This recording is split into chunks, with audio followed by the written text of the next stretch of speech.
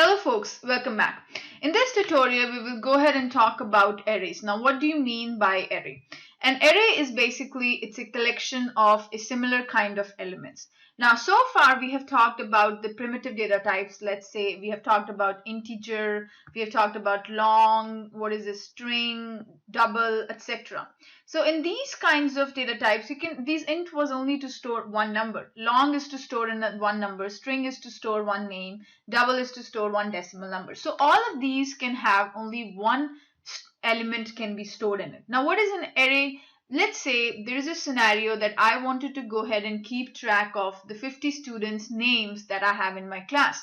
So do you think, is it a good idea to create 50 string variables to store the name of each of my student? No, that's not a good idea. So in that case, arrays comes to rescue. Now, what is this array? Array is a collection of similar kind of data.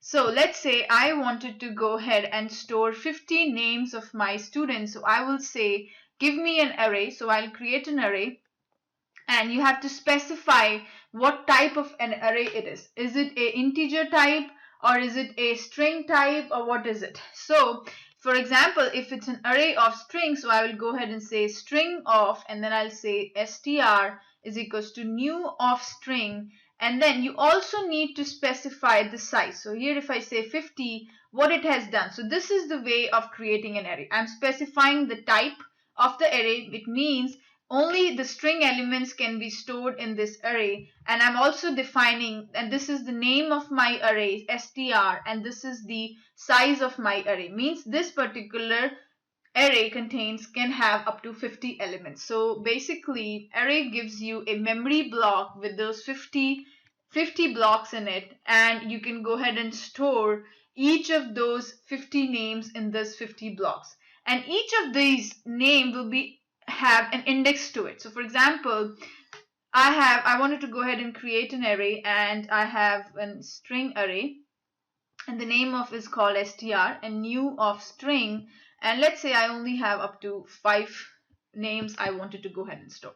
So what will computer will give me? Computer will give me a memory with these 5 blocks, and each of those blocks will have an index to it. So this is str of 0, this is str of 1, this is str of 2 index, and this is, so indexing start from 0, 1, 2, 3, and 4. Since I need 5 elements, so this is the memory that computer is going to give it to me.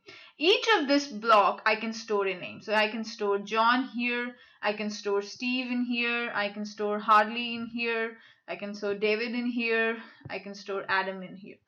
So these are the names that I have stored in this array. So its array can have a collection of similar kind of elements, but you need to tell them that how much is the size of the array beforehand.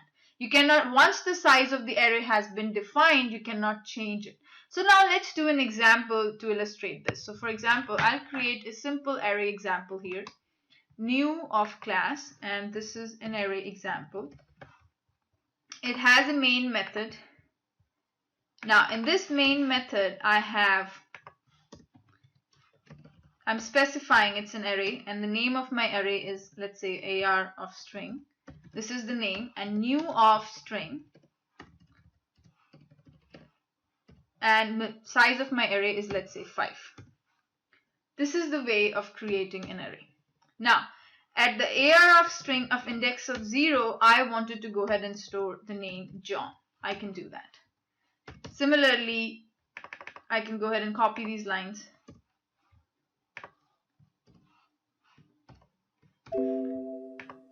Five times, and this is for 0 at 1, 2, 3, and index of 4. And here I have David. Let's say this is Steve, Harley, Adam. So this is my array. It has a collection of 5 different strings here. And now let's say if I wanted to go ahead and display, I can just say, let's say I wanted to go ahead and display the array at the name at the index number 4. So I can always say name of my student at index 4 is plus this one, array of 4. So this is what it's going to go ahead and give to me. So now if I go ahead and run this program, I will get Adam here because at index of 4 I have Adam. Similarly, if I want to something at index of 1, I can always go ahead and say I need it at the 1. So this is going to be 1 that has David in it. So if I go back here and run as Java applications, this is what I'm going to get. Now let's say I wanted to go ahead and display all the elements of this array. So you can do very simple. This is an enhanced for loop. You can say for of string n, and you can go through this array string. So as long as there are elements in this array, I will go ahead and display each of the names. So names of my student, and here I can say plus of n. So array string has how many elements right now? Array string has all the 5 elements. So let's look at this memory diagram one more time. So now the array string has 5 elements, 1, 2, 3, 4. 1 at number 0 it has John.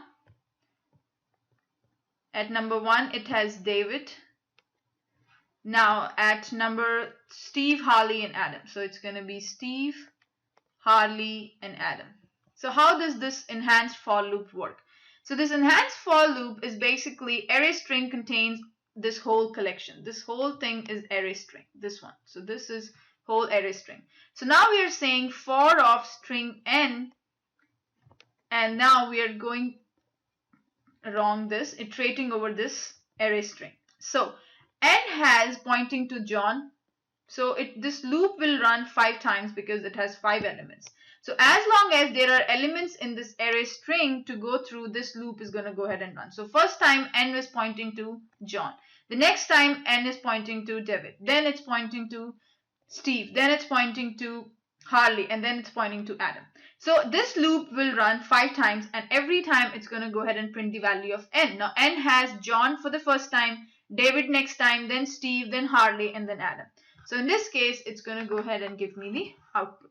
So let's see what's going to be the output of this program. So run as Java application. So it's going to go ahead and display the name of my students. So this is about an array. So array is a collection of a similar kind of elements. So I'll see you in the next tutorial. Thank you so much.